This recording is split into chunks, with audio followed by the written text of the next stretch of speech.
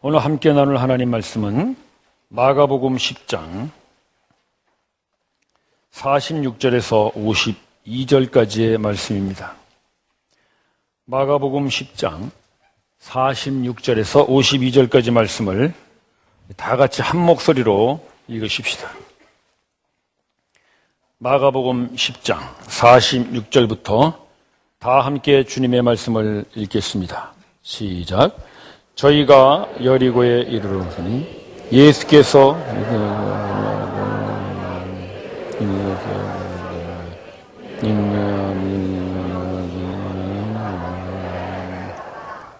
하신 짓을 하는 맞고 안세에서 성리에서 많은 사람에서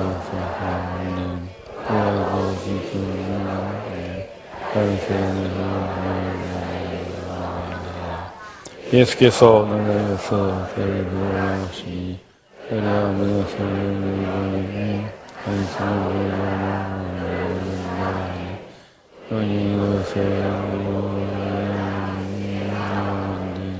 하나님께서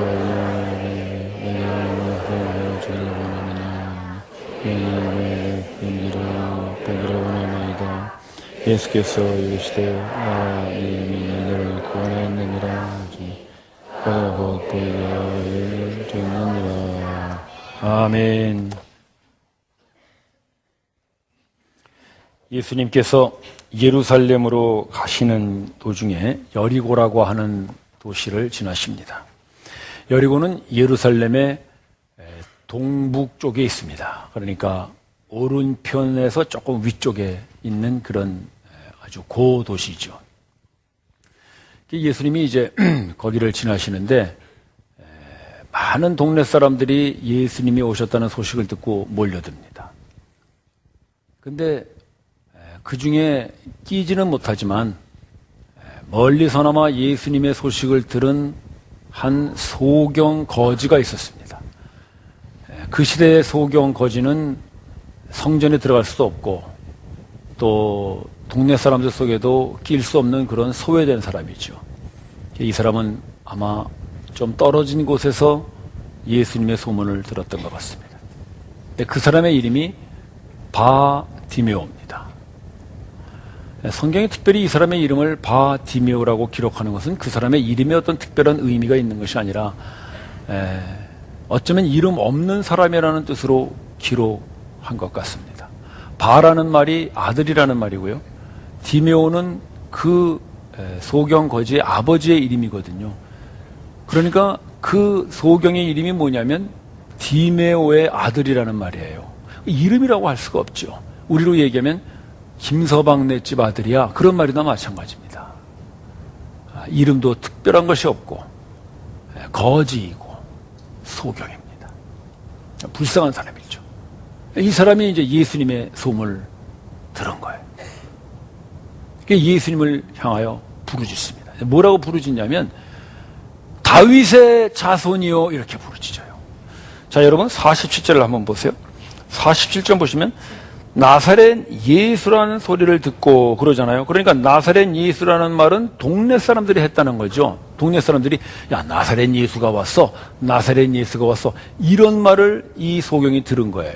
동네 사람들이 예수님을 나사렛 예수라고 부르는 것은 사실은 예수님을 비하하여 하는 말이죠. 나사렛이라는 말 자체가 그 갈릴리 촌동네를 말하는 거잖아요.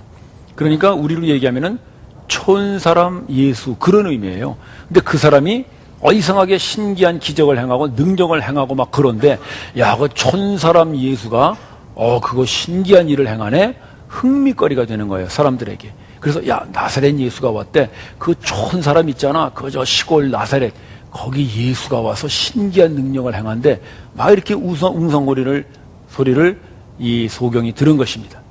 근데 이 소경은 그 예수님을 부르면서 나사렛 예수여 이렇게 부르질 않고 다윗의 자손이요 이렇게 부르고 있다는 거예요. 다윗의 자손이라고 부르는 것은 도대체 무슨 의미가 있는 것일까? 다윗의 자손에 대해서 우리 구약 말씀을 한번 잠깐 보고 가도록 하겠습니다. 이사야 말씀인데, 자, 여러분들 이 말씀 아마 우리 크리스마스 때 많이 읽는 말씀일 거예요. 한번 읽어보세요. 시작.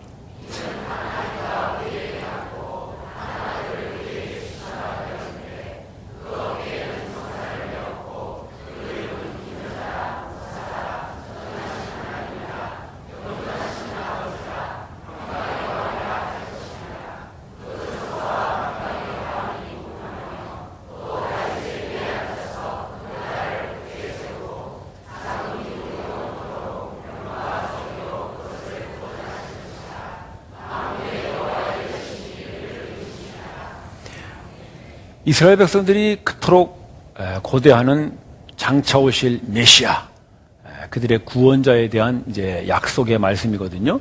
근데 그 메시아를 누구로 표현했냐면은요, 다윗의 위에서 다스리실 것이다, 그거예요. 그러니까 장차 오실 메시아, 그들의 구원자는 다윗의 후손으로 오신다는 것이죠. 그러니까 다윗의 자손이요 할 때에는 메시아를 의미하는 거예요. 근데 그 장차 오실 메시아 그 구원자가 누구냐면은 전능하신 하나님이요 평강의 왕이다, 이것입니다.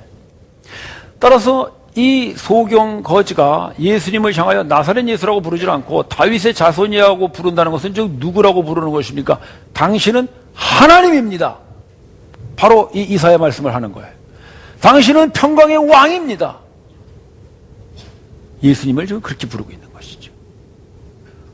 자, 그렇다면 이 동네 사람들은 예수님을 그냥 촌사람 예수, 나사렛 예수라고 부르는데 이 소경이고 거지인 이 사람은 어떻게 예수님이 그 메시아이시고 또 하나님이시고 평강의 왕이라는 걸 알았을까?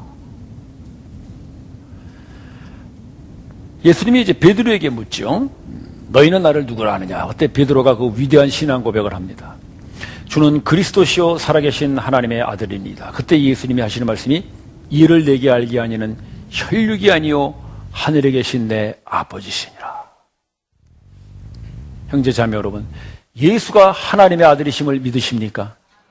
예수가 메시아시고 전능하신 하나님이시며 평강의 왕이심을 믿으십니까? 그것을 여러분들에게 알려주신 분은 오로지 한 분 하늘에 계신 하나님이심을 믿으십시오. 이거는 성경 공부로 알 수 있는 것이 아닙니다. 이건 뭐 설교를 들어서 알 수 있는 것이 아니라 하나님께서 여러분들에게 그것을 알려주셔야만이 아, 예수가 바로 나의 왕, 나의 하나님이시군요라고 하는 그 신앙의 고백을 우리가 할 수 있는 것입니다. 따라서 바울 사도는 그렇게 말한 것이죠. 성령이 아니고는 예수를 주라 시인할 자가 없느니라. 우리가 예수님을 주로 고백하고 주님으로 섬기고 찬양하고 있다면 여러분들에게 성령님이 오셔서 그 사실을 알려주고 계심을 감사하십시오. 은혜입니다. 은혜. 여러분 다른 거를 자꾸 은혜라고 구하지 마시고 예수가 누구인가를 아는 것. 예수가 누구인가를 내가 알고 내가 그분을 나의 하나님, 나의 왕으로 섬기고 고백하는 것. 그것이 바로 하나님이 주신 은혜이고 성령님이 여러분들과 하고 함께하고 계시는 가장 분명한 증거임을 믿으십시오. 은혜를 받은 거예요. 은혜를. 이 소경거지는 비록 세상 사람들로부터는 다 외면당하고 소외당했지만 이 사람은 하나님의 은혜를 입은 거예요.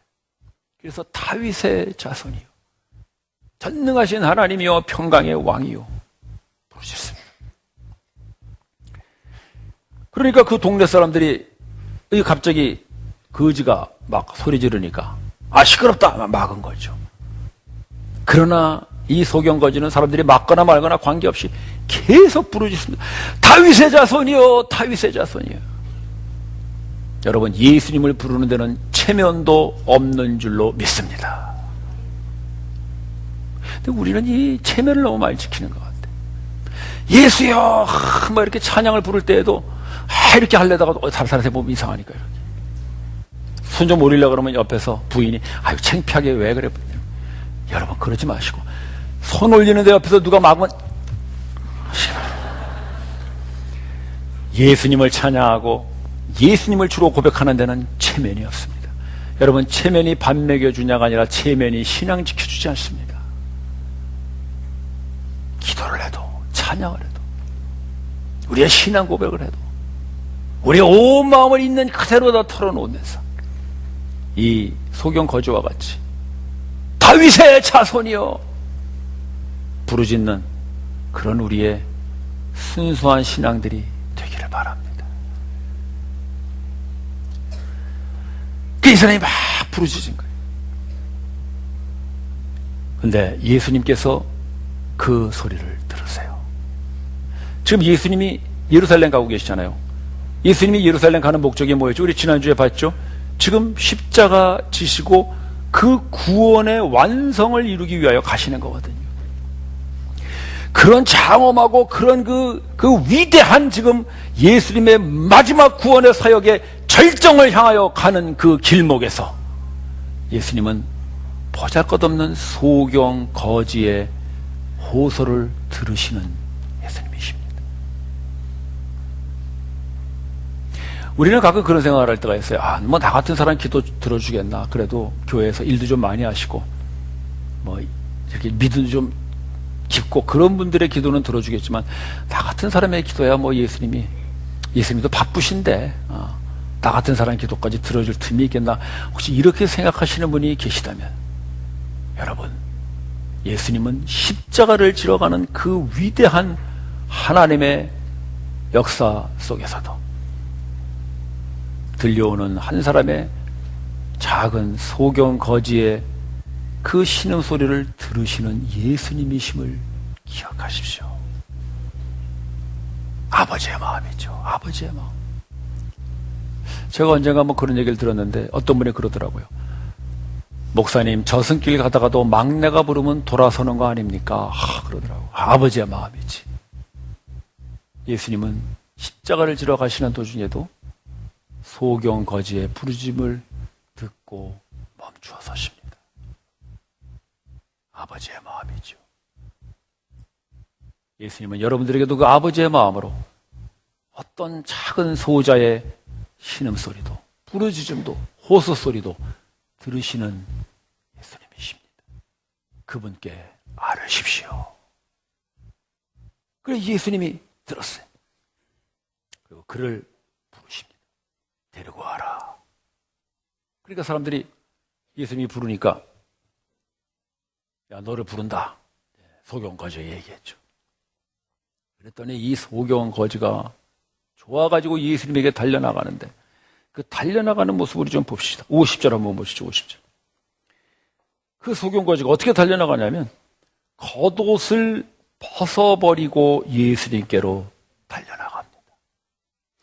여러분, 소경에게, 이 거지에게 있어서 겉옷이라는 것은요, 그의 전 재산이에요.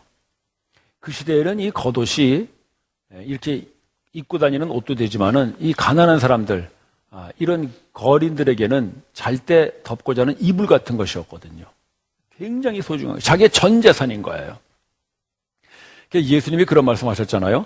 속옷을 달라는 자에게 겉옷도 줘라. 그게 뭐냐면 겉옷이 그 사람의 전부이기 때문에 그런 말씀을 하시는 거거든요. 근데 이 소경 거지는 지금 예수님을 만나는 나가는데 자기의 가진 것, 자기의 전 재산이라고 할 수 있는 그 겉옷을 집어 던지고 그냥 뛰어나가는 거예요. 왜 그랬을까요? 이 사람에게는 지금 자기의 전 재산이라고 해서는 겉옷보다도 예수를 만나는 것이 더 중요했기 때문인 것입니다. 자기의 겉옷보다 예수가 더 중요하다는 걸 이 사람이 아는 거예요. 그 전능하신 하나님, 그 평강의 왕, 저분을 만나야 내가 산다. 이까지 겉옷 다 없어도 나는 저분을 만나면 산다. 뛰어나가는 것입니다. 여러분, 우리는 예수님을 만나고 예수님을 찾을 때, 예수님과 교제할 때 우리는 과연 이 소경 거지와 같이 우리의 가장 귀한 것까지 집어던지고 나갈 수 있을까요? 우리 가끔 이렇게 뭐 교회 일 하거나 또는 뭐 이렇게 예수님에 관한 이야기들을 나눌 때 보면은 특히 우리 형제들이 제일 고민스러워하는 게 뭐냐? 시간이 없다는 거예요. 예, 바쁘죠. 바쁩니다. 그러나 여러분, 그 여러분들이 가장 소중하게 생각하는 시간마저도 예수님을 만나는 데에는 집어던지고 나가 만나시기를 바랍니다. 우리 자매님들은 또 뭐가 제일 소중한 걸까요? 예수님 만나고 예수님과 교제하는 데 가장 소중한 거. 자식인가요? 자식 때문에 안 되나요? 여러분, 그 자식의 겉옷도 집어 던지고 예수님에게 달려나가는 여러분들이 되시기를 바랍니다. 돈도 그렇고요. 우리의 취미 활동도 그렇고, 아니 우리의 자존심마저도 이것만은 버릴 수가 없어.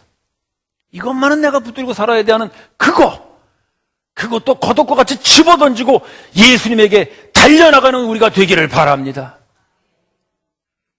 우리는 그게 잘 안 돼. 우리는 시간도 중요하고요. 뭐 자식도 중요하고 돈도 중요하고 체면도 중요하고 자존심도 중요하고 중요한 게 너무나 많아요. 왜 그래요? 이 소경 거지는 자기의 가장 소중한 것을 집어던지고 예수님에게 달려나왔는데 우리는 왜 그것을 집어던지고 나가지를 못하는 건가요? 그건 혹시 우리가 아직은 그래도 소경은 아니라는 것 때문은 아닐까요? 그래도 우리는 아직 거지는 아니다라는 것 때문에 우리는 우리의 겉옷을 집어던지고 나가지 못하는 건 아닐까요? 형제 자매 여러분, 여러분 눈 뜨고 계시나요? 물론 눈 뜨고 계시겠죠. 눈 뜨고 뭘 보시나요? 우리가 뜬 눈으로 뭘 봅니까? 육신의 정욕과 안목의 정욕과 이생의 자랑과 우리는 온갖 이 세상의 휘황찬란한 것만 보면서 그러면서 우리는 혹시 눈 떴다고 생각하지는 않나요? 예수님은 그렇게 말하지 않아요. 예수님은 그런 걸 눈 떴다고 말하지 않아요. 예수님 뭐라고 말씀하신가 한번 봅시다. 요한복음 말씀인데 한번 봅시다. 이 말씀은 예수님이 지금 바리새인들 유대 종교 지도자들에게 하시는 말씀이에요. 너희가 소경되었다면 죄가 없었으려니와 너희가 본다고 하니 여전히 죄 속에 있구나. 그들은 눈 떴죠. 눈을 떴기 때문에 나는 소경 아니야라고 생각해. 그러나 너희들이 소경이라고 생각했다면 나에게 와서 눈을 뜨게 해달라고 그랬을 거예요. 그러나 너희들은 아직 너희가 소경인 걸 모르니 너희는 내가 필요 없구나. 그거를 너희는 여전히 죄 속에 있다 그러는 거예요. 여러분, 죄가 뭐예요? 죄는 예수가 필요 없다고 하는 것이 죄인 줄을 믿으십시오. 예수님이 그 얘기 하시는 거예요. 예수가 필요 없어요. 그게 죄예요. 나는 눈을 떴어요. 그게 죄예요. 나는 당신이 필요 없어요. 나는 구원이 필요 없어요. 그게 죄라는 거예요. 그러면서 우리는 눈 떴다 그래요. 나는 적어도 이 소경 바디메오 같지는 않아. 그러니까 내가 걷어 집어던지고까지 예수가 필요할 게 뭐 있어. 그게 죄라는 것이죠, 여러분. 우리는 죄 속에 있으면서도 내가 죄 속에 있는지 모르고, 내가 눈을 감고 있으면서도 눈을 감은지를 모르고, 내가 못 보고 있으면서도 못 보는지를 몰라요. 그러니까 나는 예수가 그렇게 필요하지 않아요. 그냥 있으면 좋고 없어도 괜찮아요. 그 돈만 있으면 살 수 있으니까.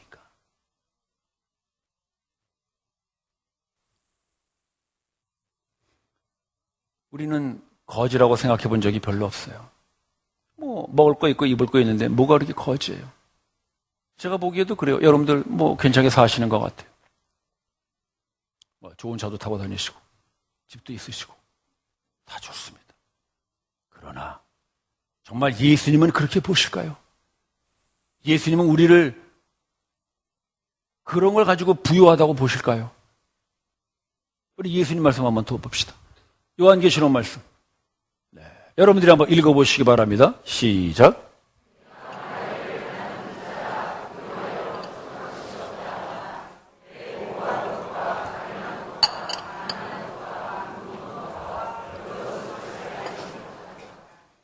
예수님께서 라오디게아 교회에 주시는 말씀이죠.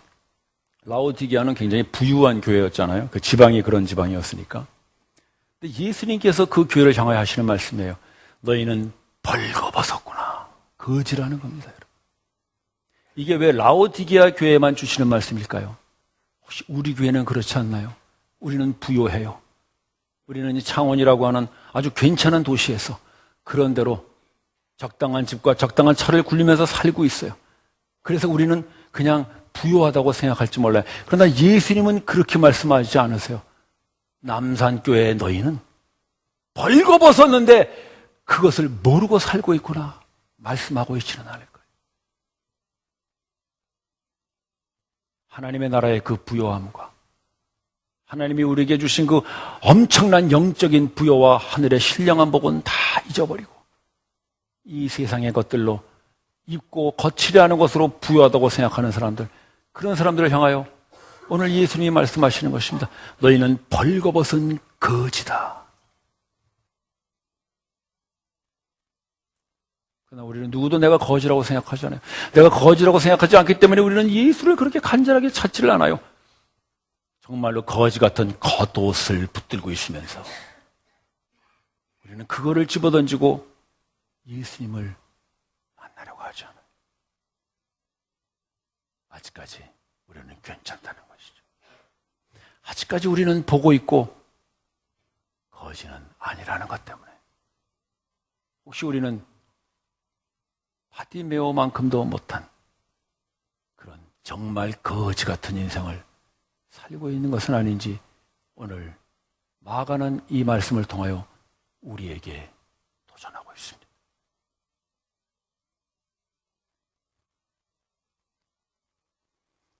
바디메오라고 하는 이름은 디모의 아들이라고 하는 어떤 특별한 의미도 없는 이름입니다. 마가가 특별히 이 사람의 이름을 이렇게 기록하는 이유는 어쩌면 이 바디메오는 그 한 사람뿐만이 아니라 소경이며 거지이면서도 그런 사실조차도 모르고 살아가는 정말 영적인 소경, 영적인 거지인 바로 우리들의 이름이 아닌가 싶습니다. 바디메오들.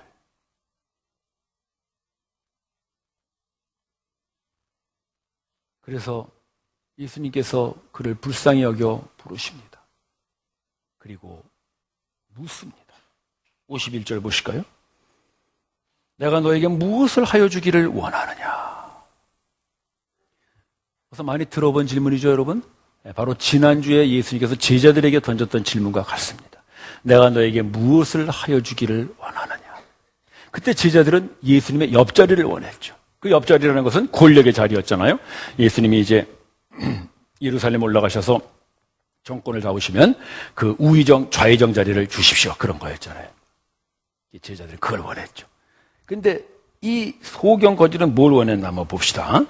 51절에 보시면 내가 무엇을 하여 주기를 원하느냐 그럴 때 이 사람이 뭐라 그랬어요? 보기를 원하나이다 그래요. 보기를 원하나이다. 자, 여러분, 제자들은 권력을 구했어요. 이 소경 거지는 보기를 원했어요. 여러분, 권력을 얻는 것이 더 쉬운가요? 소경이 보게 되는 것이 더 쉬운가요? 권력은 사람이 줄 수 있는 거죠. 대통령이 장관 임명하잖아요. 장관 권력 줄 수 있어요. 또 정당에서 정당 대표가 그 국회의원 공천권을 가지고 이렇게 준다 그래요. 줄 수 있어요. 어쩌면 제자들이 원하는 그런 우의정 좌의정도 로마 황제가 얼마든지 줄 수 있는 거예요. 그런데 소경에 눈 뜨는 거는 사람이 할 수 없어요. 어떤 권력자도 어떤 세력가도 소경의 눈을 뜨게 할 수는 없어요. 소경의 눈을 뜨게 하실 수 있는 분, 그분은 오로지 한 분, 창조주 하나님 분이십니다. 지금 이 소경 거지는 예수님에게 보기를 원합니다라는 것을 원한다는 것은 뭐냐면 당신은 하나님이시니 내 눈을 뜨게 해줄 수 있지 않습니까? 라는 신앙의 고백임을 여러분 믿으십시오.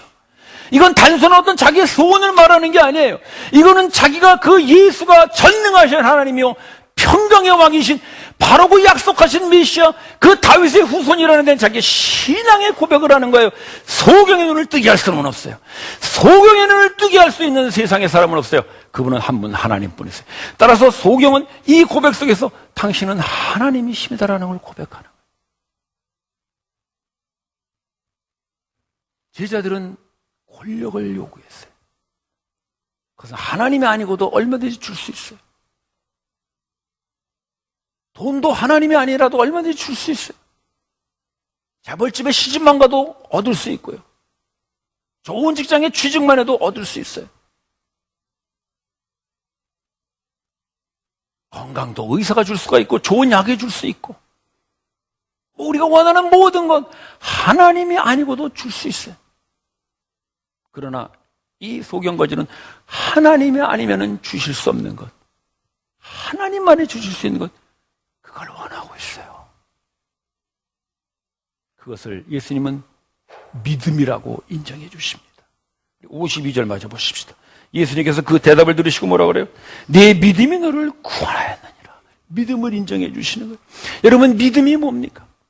여러분, 우리 예수를 믿고 하나님을 믿습니다. 믿음이 뭡니까? 믿음이란 예수가 하나님이심을 믿는 것이 믿음입니다. 예수가 하나님이심을 믿는다면 예수께 구할 때 하나님만이 줄 수 있는 것, 세상 사람들이 줄 수 있는 것 말고 하나님 아니고는 줄 수 없는 것, 그것을 구하는 것이 믿음입니다. 하나님만이 줄 수 있는, 죄를 사하여 주시는 것, 죽은 자를 살리는 것, 죄와 허물로 죽어버린 자를 다시 일으켜 주시는 것, 인간의 마음을 바꾸시는 것, 미움을 사랑으로 바꾸시는 것, 사람으로는 도저히 할 수 없는 것, 소경의 눈을 뜨고는 것, 그것을 하나님께 구하는 사람, 그 사람이 예수가 하나님이심을 아는 사람들, 믿음이라고 하나님은 인정하십니다. 오늘도 예수님은 우리에게 물으십니다. 무엇을 원하느냐? 우리가 예수님에게 원하는 것은 단순한 소원이 아닙니다. 그것은 우리의 신앙의 고백입니다. 당신이 하나님이기 때문에 나는 하나님만이 하실 수 있는 것을 구합니다.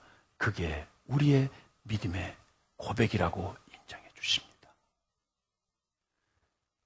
그때 이 소경이 눈을 뜹니다. 그리고 예수님은 그를 보고 가라 그랬어요. 눈을 떴으니까 이제 가라. 그 가라라는 것은 단순히 그냥 네 자리로 가라 그런 뜻이 아니라 이제는 다시 그 이스라엘 사회로 돌아가라 이거죠. 성전으로 들어가라. 왜 소경은 성전에도 들어갈 수가 없고 그 이스라엘 사회에서도 이제 소외된 사람이니까 다시 그 성전과 그 이스라엘 사회로 돌아가라. 예수님이 그렇게 말씀하시는 거예요. 그런데 이 소경은 예수님을 줬습니다. 성전으로 들어가지 않고 그 사람들 속으로 들어가지 않고 예수를 줬습니다. 이 사람은 예수님에게 눈을 뜨기를 원했지만 눈을 뜨고 보니 정말 이 사람이 원하는 것은 성전에 들어가는 것도 아니고 사람들 속에 끼어 들어가는 것도 아니고 바로 예수 그를 좇는 것임을 이 사람이 깨닫습니다. 그래서 이 사람의 소원이 눈을 뜨는 것에서 이제는 예수 자신으로 바뀌는 것입니다. 신앙이죠. 그게 믿음입니다.